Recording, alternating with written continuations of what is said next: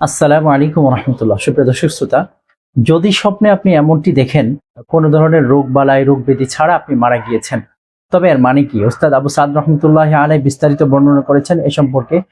এর মূল কথা হচ্ছে এটাই যে আপনার হায়াতটা লম্বা হচ্ছে, আপনার হায়াত আল্লাহ পাক রব্বুল আলামিন বৃদ্ধি করে দিয়েছে। আর যদি এমনটা হয় যে স্বপ্নে আপনি দেখেছেন যে আপনি কখনো মৃত্যুবরণ করবেন না, আপনার স্বপ্নে এমন দেখানো হয়েছে যে আপনি মৃত্যুবরণ করবেন না, ওস্তাদ আবু সাদ রহমতুল্লাহ আলী বলেন যে আপনি খুব তাড়াতাড়ি মৃত্যুবরণ করবেন, আপনার মৃত্যু ঘনিয়ে এসেছে। এবং ইমাম আবু সাদ রহমতুল্লাহ আলাই মৃত্যু সম্পর্কিত আরেকটি স্বপ্নের কথা বলা হয়েছে। যদি এমনটি দেখে থাকেন তাহলে আপনার জন্য সুসংবাদ, আপনি জান্নাতে ইনশাআল্লাহ, আপনি সুসংবাদ গ্রহণ করুন। ইমাম আবু সাদ রহমতুল্লাহ আলাই তিনি বলেন, যিনি স্বপ্নে দেখেছেন তিনি যদি কোনো কিছু স্বপ্নে দেখতে দেখতে এমনটা উপনীত হয়, এই সিদ্ধান্তে স্বপ্নের মধ্যেই উপনীত হয় যে সে কখনোই মরবে না, সব সময় জীবিত থাকবে, সব সময় অমর হয়ে থাকবে। ইমাম আবু সাদ রহমতুল্লাহ আলী তিনি বলেন যে সে আল্লাহ পাকের রাস্তায় শহীদ হবে। কেননা শহীদরা কখনো মরে না, তারা মানুষের কাছেও জীবিত, আল্লাহ পাকের কাছেও জীবিত।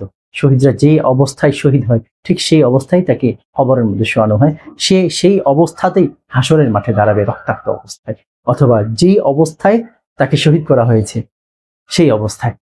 প্রিয় দর্শক, আপনি কোন স্বপ্নটি দেখেছেন, আপনি কি দেখেছেন সেটা যদি পার্সোনালি জানাতে চান, পার্সোনালি কিছু জানতে চান, তাহলে অবশ্যই আমাদেরকে কমেন্ট করবেন অথবা আমাদের হোয়াটসঅ্যাপ নম্বরে মেসেজ করবেন। আর যদি আপনি কিছু না বুঝে থাকেন তাহলে কমেন্ট করবেন, ইনশাল্লাহ আপনাকে কমেন্টের মাধ্যমে বুঝিয়ে দেওয়া হবে। আজকে এ পর্যন্তই। আসসালামু আলাইকুম ওয়া রাহমাতুল্লাহি ওয়া বারাকাতুহু।